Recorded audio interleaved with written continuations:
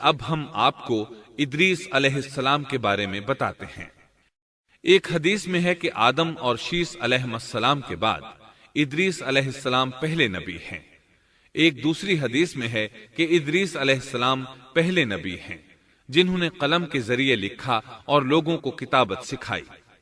حافظ ابن کثیر نے ان کا حلیہ کچھ یوں بیان کیا ہے: پورا قد و قامت، خوبصورت، خوب رو، گھنی داڑھی، عمدہ اوصاف کے مالک، چوڑے کندھے، مضبوط ہڈیاں، دبلے پتلے، سرمگی چمکدار آنکھیں، گفتگو باوقار، خاموشی پسند، سنجیدہ اور متین، چلتے ہوئے نظر نیچی، انتہائی فکر و خوض کے عادی، غصے کے وقت سخت غضبناک، باتیں کرنے میں شہادت کی انگلی سے بار بار اشارہ کرنے کے عادی۔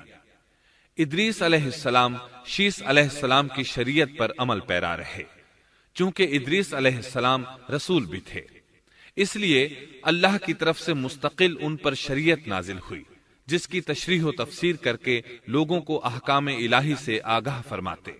ادریس علیہ السلام نے جب دیکھا کہ مفسدین ایمان والوں پر ظلم و زیادتی کر رہے ہیں، ان کا فساد بڑھتا جا رہا ہے اور سمجھانے کے باوجود یہ لوگ باز نہیں آ رہے، تو انہوں نے اپنے پیروکاروں کو جہاد کا حکم دیا۔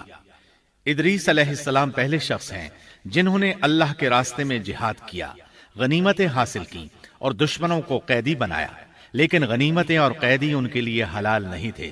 رسول اللہ صلی اللہ علیہ وسلم پہلے رسول ہیں جن کے لیے غنیمتیں حلال کی گئیں، لیکن یہ بات یقینی ہے کہ جہاد سب سے پہلے ادریس علیہ السلام نے کیا۔ انہوں نے جہاد کے لیے سب سے پہلے ایک لشکر تیار کیا، پھر اس لشکر کو دو حصوں میں تقسیم کیا۔ ایک حصہ پیادوں پر مشتمل تھا، دوسرا سواروں پر۔ چنانچہ بھرپور تیاری کے بعد ادریس علیہ السلام نے قابیل کی قوم پر چڑھائی کر دی۔ حق و باطل کے درمیان زبردست مارکے ہوئے۔ آخر کار ادریس علیہ السلام نے انہیں گھٹنے ٹیکنے پر مجبور کر دیا۔ ان کا بہت سا مال و اسباب لوٹ لیا اور لوگوں کو قیدی بنا لیا۔ اللہ تعالیٰ نے ان تمام باتوں کا ذکر نہیں فرمایا، بلکہ اللہ نے ان کی سیرت کے بارے میں اپنی کتاب قرآن مجید میں اشارتاً ذکر فرمایا ہے۔ مثلا سورہ مریم آیات 56 اور 57 میں ارشاد ہوتا ہے: وَاذْكُرْ فِي الْكِتَابِ إِدْرِيسَ إِنَّهُ كَانَ صِدِّيقًا نَبِيًّا وَرَفَعْنَاهُ مَكَانًا عَلِيًّا۔ اور اس کتاب میں ادریس کا بھی ذکر کر، وہ بھی نیک کردار نبی تھے، ہم نے انہیں بلند مقام پر اٹھایا۔ ان کے بلند مرتبے کے بارے میں بخاری اور مسلم میں حدیث موجود ہے کہ نبی کریم صلی اللہ علیہ وسلم نے فرمایا: میں نے معراج کی رات چوتھے آسمان پر ادریس علیہ السلام سے ملاقات کی۔ وہ چوتھے آسمان پر بلند مقام پر فائز تھے۔ ابن جریر نے ایک روایت بیان کی ہے، وہ روایت اس بات کی وضاحت کرتی ہے کہ اللہ تعالیٰ کے ارشاد وَرَفَعْنَاهُ مَكَانًا عَلِيًّا سے کیا مراد ہے، اس کا کیا مفہوم ہے؟ ابن جریر کے علاوہ دیگر بڑے بڑے مفسرین اور مورخین نے بھی اس روایت کو ذکر کیا ہے، لیکن اس کی کوئی صحیح سند نہیں مل سکی۔ وہ روایت یہ ہے: ابن ابی حاتم وغیرہ نے اس روایت کو ہلال بن یسار سے بیان کیا ہے۔ وہ کہتے ہیں میری موجودگی میں ابن عباس رضی اللہ عنہما نے کعب رحمت اللہ علیہ سے پوچھا، کعب، ادریس علیہ السلام کے متعلق اللہ تعالیٰ کے اس قول وَرَفَعْنَاهُ مَكَانًا عَلِيًّا ہم نے انہیں بلند مقام پر اٹھا لیا کا کیا مطلب ہے؟ تو کعب رحمت اللہ علیہ نے جواب دیا، اللہ تعالیٰ نے ادریس علیہ السلام پر ایک مرتبہ یہ وحی نازل فرمائی، اے ادریس، تمام اہل دنیا جس قدر روزانہ نیک عمل کریں گے ان سب کے برابر میں تجھے ہر دن اجر دوں گا۔ ادریس علیہ السلام نے یہ سنا تو انہیں خواہش محسوس ہوئی کہ میرے اعمال میں روز افزوں اضافہ ہو، اس لیے عمر کا حصہ طویل ہو جائے تو اچھا ہے۔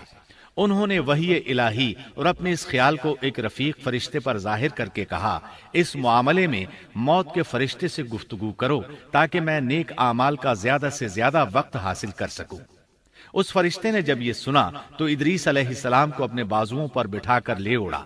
جب یہ چوتھے آسمان سے گزر رہے تھے تو موت کا فرشتہ زمین پر آنے کے لیے اتر رہا تھا، وہیں دونوں کی ملاقات ہو گئی۔ دوست فرشتے نے موت کے فرشتے سے ادریس علیہ السلام کے بارے میں گفتگو کی۔ موت کے فرشتے نے دریافت کیا، ادریس علیہ السلام کہاں ہیں؟ اس نے کہا، میری پشت پر۔ موت کا فرشتہ کہنے لگا، مجھے اللہ کی طرف سے یہ حکم ملا ہے کہ چوتھے آسمان پر ادریس علیہ السلام کی روح قبض کروں، اس لیے میں سخت حیرت میں تھا کہ یہ کیسے ممکن ہے، ادریس علیہ السلام تو زمین پر ہیں۔ چنانچہ موت کا فرشتہ ادریس علیہ السلام کے پاس آیا، ان سے اجازت طلب کی اور ان کی روح قبض کر لی۔ انبیاء کو یہ امتیاز حاصل ہے کہ فرشتہ ان کی اجازت کے بغیر ان کی روح قبض نہیں کر سکتا، اور رسول اللہ صلی اللہ علیہ وسلم کو تو یہ اختیار دیا گیا کہ آپ دنیا میں مزید رہنا پسند کریں تو رہ سکتے ہیں، یا پھر رفیق اعلیٰ کی رفاقت کو پسند کر لیں۔ آپ نے رفیق اعلیٰ کی رفاقت کو پسند فرمایا۔ اس طرح ادریس علیہ السلام کی روح چوتھے آسمان پر قبض کی گئی۔ انہیں بھی عیسیٰ علیہ السلام کی طرح آسمان پر اٹھایا گیا۔ فرق یہ ہے کہ عیسیٰ علیہ السلام کی روح قبض نہیں کی گئی۔ یہ واقعہ نقل کر کے کعب رحمت اللہ علیہ فرماتے ہیں کہ اللہ تعالیٰ کے ارشاد وَرَفَعْنَاهُ مَكَانًا عَلِيًّا کی تفسیر یہی ہے، لیکن درست بات یہ ہے کہ یہ اسرائیلی روایت ہے۔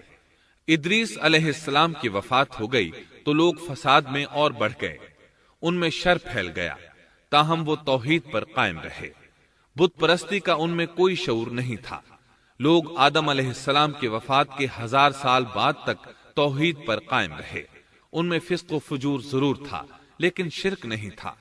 اللہ تعالیٰ کے اس ارشاد كان الناس أمة واحدة دراصل لوگ ایک ہی امت تھے کا یہی مطلب ہے۔